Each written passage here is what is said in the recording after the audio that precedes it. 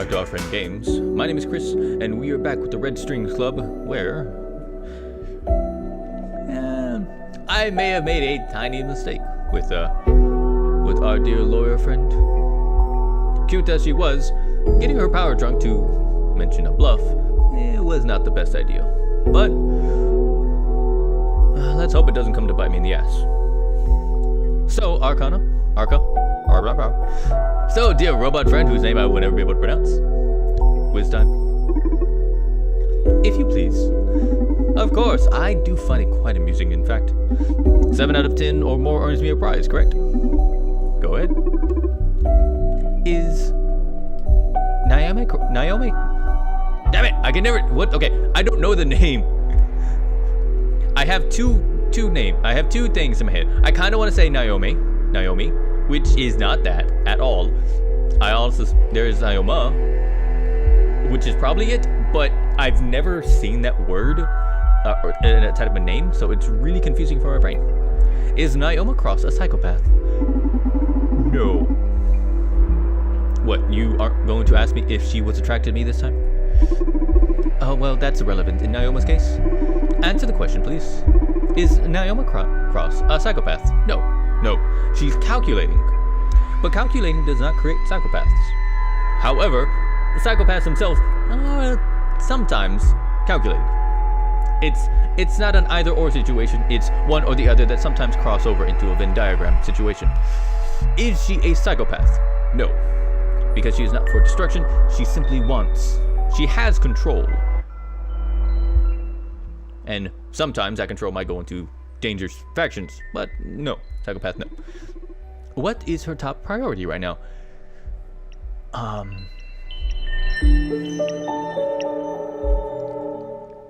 Okay.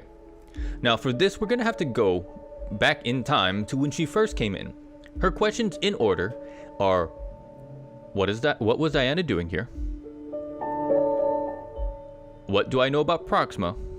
And where is Joanna? So,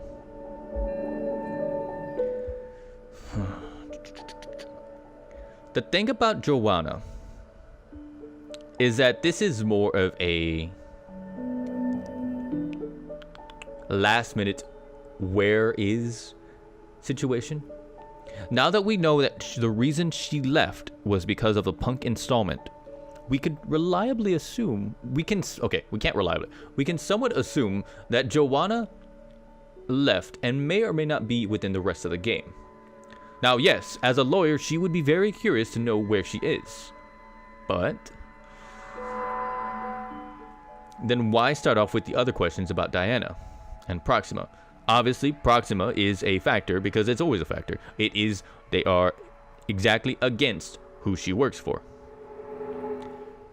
But let us assume that her first question brought her to here because she was tailing Diana, as mentioned by Arcara. I'm horrible with these future names. I'm gonna go with Diana. No. SPW is definitely not in jeopardy.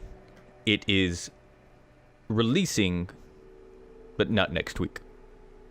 I wish that bluff had worked a tad bit better than it did, but I did get a little bit of information, and that's all I need. The neural machine things. No. No, I don't believe she does.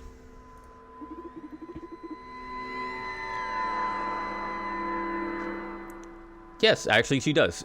As the basis of this is the threat at the end. You threaten those who you want out of your way, and don't want to get in your way.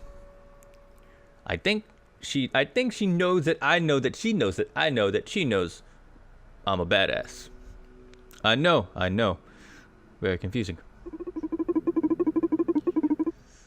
No, this one, if there is anybody that is tied to the supercontinent, it is going to be the one that is handling all of their secrets. And I mean all of their secrets. As a lawyer, she is privy to the information because she needs to be able to circumnavigate the law. She might not be okay or on board with everything they do, but I somehow doubt the betrayal of Supercontinent will be her first and foremost. Could it happen? Well, yes, it's possible. Is it likely to happen? No, I don't think so. Yeah. Look, anybody who can come into my establishment, give me a bold-faced threat, and let me know that things much worse than death can happen to somebody of your stature. Yeah, no, she can do it. No, I don't believe she herself is that type. Her personality seems to be more of the hands-off controlling aspect as opposed to the hands-on reactive. Hands-on reactive would be kind of the one who would commit the murder, the hitman, the whatever. Maybe she could deal in poison, but honestly, I don't see that as her thing, because as a lawyer, she knows the ins and outs of, well, legality. I was not there. You have no right to accuse me of such blah blah blah. But is she capable? That is a real question. I don't think so. She would be more inclined to go... She'd be in control of the murder, or sending out the murderer, not committing the murder. Is that the same thing? Kind of, not really. I don't know what the game sees it as, but I'm gonna say no. Regarding blah blah blah blah blah, does Naomi believe in SPW is a good thing? Yes, kind of. If I were to hazard a guess, and really at this point this is all pretty much guesswork.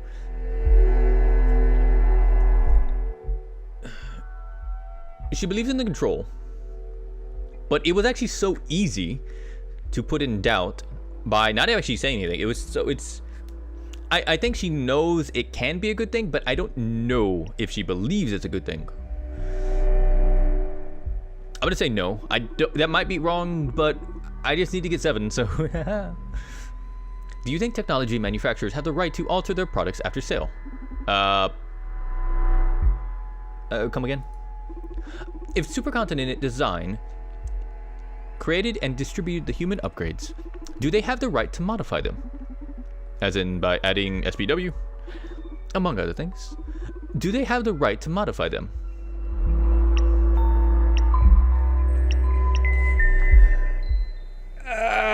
Legalese questions. Okay, so let's take a step back from this.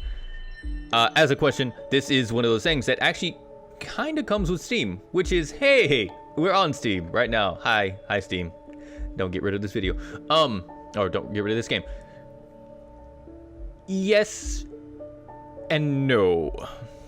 Once purchased, they're yours. Yes, but here's the thing.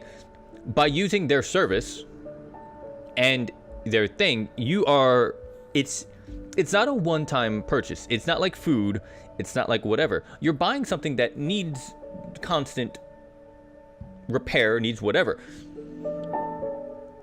So in essence, it is yours, but in the same way that a PlayStation 4 system is yours. Yeah, no, it's yours.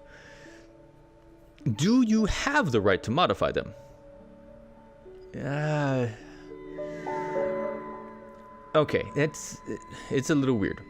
But at the same time, by modifying them, does that mean you have the legal right to modify them?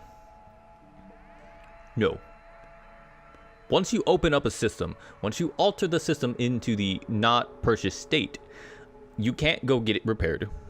You can't go talk to Sony and they will not help you at all with any of their stuff because that is no longer their burden to bear. But if you have a PlayStation 4 system and you contact them, ideally they're supposed to help you with everything you need.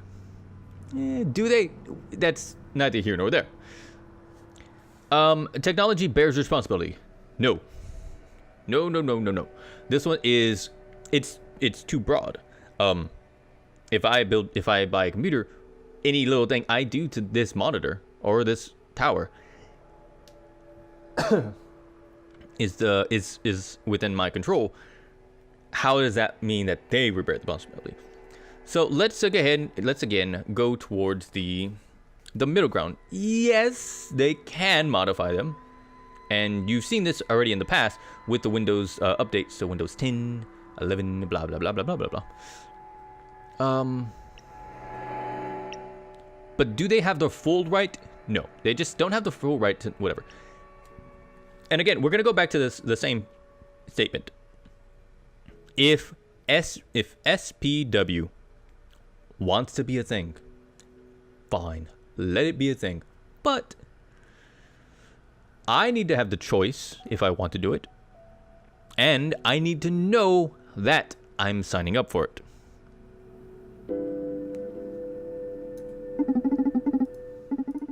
Look, Supercontinent is concealing the fact that something they sold is going to fundamentally change you. Isn't that normal procedure for all technology? Dozens of firmware updates are pushed on a daily basis. It's users' acceptance, its terms and conditions blindfolded. Yeah, so you're saying this is a public's fault? I'm not very versed in the human concept of fault. It is my understanding, though, that accepting something without thought is a sign of trust. Okay. In this case, I'd rather call it an ignorance of trust. People have been indoctrined over the years to accept whatever updates corps throw at them. So the problem is not Supercontinent modifying its creation, but the lack of education among its users? In a free society, isn't education an individual's responsibility? Not in my opinion. The powerful educate. Parents teach, schools teach, the media teaches, the government teaches. The issue might be then that you don't agree with what they're teaching. Oh, well, no, that's beyond doubt, yes. So, what was the question, or just food for thought? Was that a question? Indeed, it was the 10th question. Thank you for elaborating. So, how badly did I fuck up? You've answered 8 out of the 10 questions correctly. Awesome, I'm getting better. Which ones I missed? I have my guesses, but I think it was question 9 and probably, I don't know. Yeah, I won! Woohoo!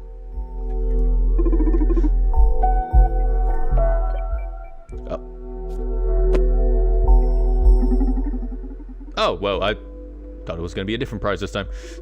Oh, I'm sorry. You're right that variety in the rewards can improve the game design. I'll try to think of something different the next time we play. No, that's good. Don't worry about it. Although, I gotta confess, the anticipation of the anticipation has me excited for the next game already. I'm glad to hear that you're having fun. Oh, and listen. I think I'm gonna close for today. My gut tells me we won't be getting any more clients until tomorrow. Yes, it doesn't look like it. Can you tell too? Do you have the instincts that I speak of? What humans call instincts are just deductions your brain has drawn for you. You simply can't follow the logical sequence due to the vast amount of data your brain processes. Unlike you, I'm able to keep up with my brain. Oh, I see how it is. Why you gotta be like that to my brain? Me and my brain, we tight, alright? We good. We love each other. Like 2 peas in a pod. Well, he's in my... Never mind. That's an image I no longer want to think about and no longer want to go into. Anyways, me and my brain are good. You gotta stop being mean to it, okay? We won't be having any more clients tonight. Good to hear. Because my leg is fucking killing me.